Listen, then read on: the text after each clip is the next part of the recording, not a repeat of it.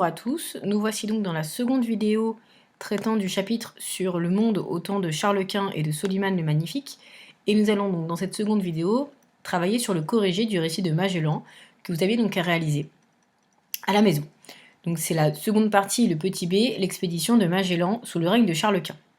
Donc comme je l'ai fait avec vous sous Bouvines, j'ai repris la même méthode, donc situation initiale, éléments perturbateurs, péripéties et situation finale, et au fur et à mesure vous pourrez réécrire le récit qui fera votre trace écrite de votre cours.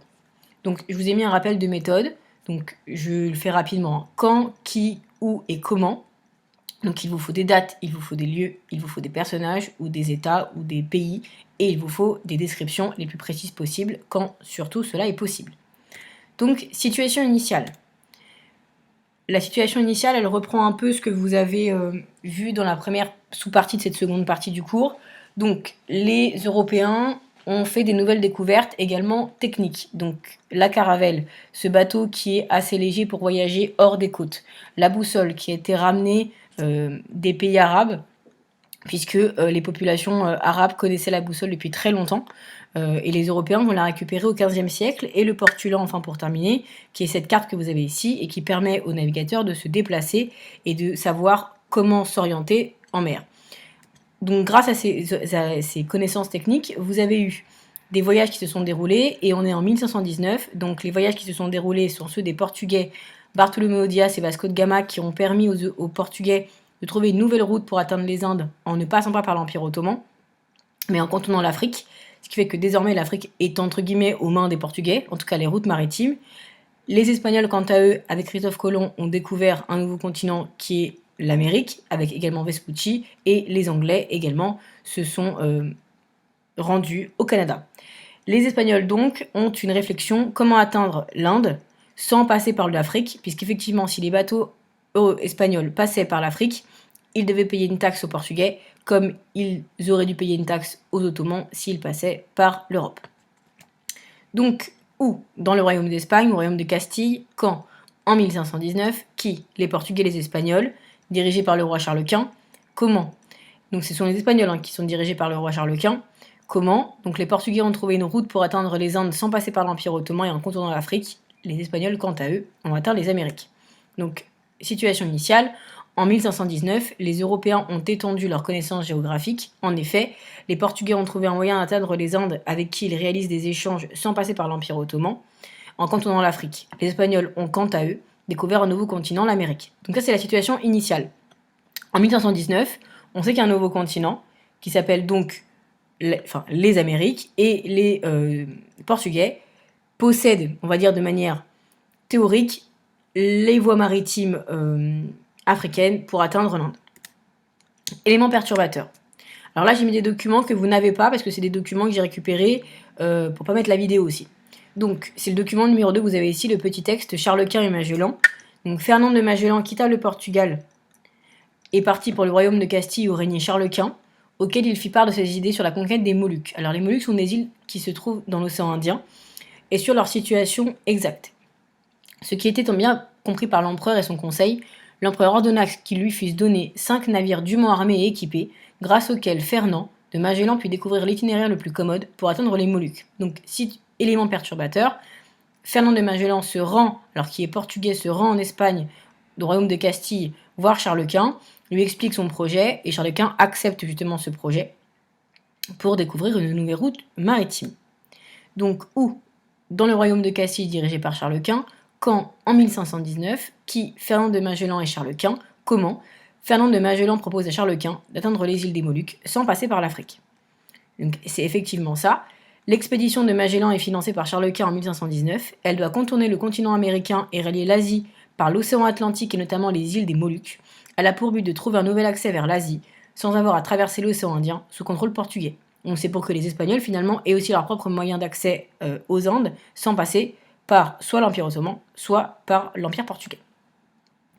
Péripéties, alors vous avez cette découverte qui est du détroit de Magellan dans les péripéties. Donc l'expédition, vous avez Magellan qui part donc en août 1519 d'Espagne, qui va donc arriver dans ce qu'on appelle le détroit des Padagons, qu'on va appeler plus tard, et vu que c'est lui qui l'a découvert, le détroit de Magellan, entre août 1519 et septembre 1522. Il va arriver dans les Philippines en 1522, date à laquelle, alors on ne sait pas exactement, Magellan est tué, en tout cas lors d'un affrontement avec une population. Il tombe sur les îles des Moluques sans Magellan, il le repasse par le cap de Bonne-Espérance et il remonte le long des côtes, là, sous contrôle portugais. Donc c'est le premier tour du monde et c'est la première découverte d'une nouvelle route maritime pour atteindre les Indes, sans passer par l'Empire ottoman ou par l'Afrique. Donc où? Ah, désolé, je vous ai laissé Bouvines. Alors c'est pas Bouvines, c'est donc dans le monde, en Amérique du Sud, en Asie et sur les côtes africaines, quand, entre 1519 et 1522, qui Fernand de Magellan et son équipage, donc c'est 5 navires, comment les 5 navires qui partent d'Espagne en 1519 réalisent le voyage en contournant l'Amérique du Sud. En 1521, Magellan est tué dans l'archipel des Philippines. Un seul bateau est de retour le 6 septembre 1522 en Espagne, rempli d'épices. Sur les 5, un seul ne revient et en plus, il manque des gens à bord. Donc péripéties et résolution. Magellan part avec 5 navires et longe le continent américain vers le sud. En octobre 1520, la flotte s'engage dans un détroit, le futur détroit de Magellan. Donc en fait, c'est la pointe tout en bas de l'Amérique du Sud. Après plusieurs mois de navigation dans le Pacifique, l'équipage arrive sur l'archipel des Mariannes. Le 17 mars 1521, ils arrivent aux Philippines. Magellan y est tué dans un affrontement avec des populations locales. Les navires repartent et atteignent enfin l'archipel des Moluques le 28 novembre 1521, donc c'est leur point final d'atteinte. Chargés d'épices, les navires prennent 2 trajets opposés pour le retour. L'un d'eux disparaît dans le Pacifique, l'autre, le Victoria, parvient à rejoindre l'Espagne par l'océan Indien le 6 septembre 1522. Et la situation finale, donc vous avez Elcano qui va donc dresser le bilan de l'expédition. Là vous avez un texte que vous pourrez lire, que je vous ai mis en plus, qui raconte justement les conditions de trajet de Magellan, où ils n'ont quasiment plus rien à manger, où ils n'ont plus rien à boire, et où ça commence à être compliqué, parce que le trajet devient très très long et qu'ils n'ont pas récupéré, ils n'ont pas assez de nourriture pour un trajet aussi long. Et donc vous avez ici le Elcano qui va remplacer Magellan finalement dans les bateaux. Votre Majesté daigne apprendre que nous sommes rentrés 18 hommes avec un seul des 5 navires, que votre Majesté est envoyée sous le commandement du capitaine Magellan, de glorieuse mémoire, donc ça veut dire qu'il est mort. Que votre Majesté sache que nous avons trouvé le camphre, la cannelle et les perles, qu'elle daigne estimer à sa valeur que nous avons fait le tour de la terre, et que partis vers l'ouest, nous revenons vers l'est.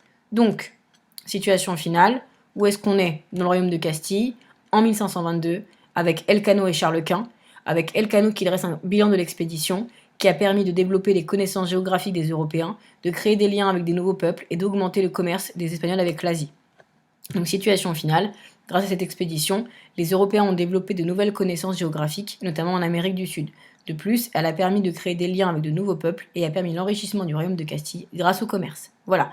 Donc je vous ai repris la même chose pour le récit. Situation initiale, éléments perturbateurs, péripéties, situation finale, résolution, situation finale.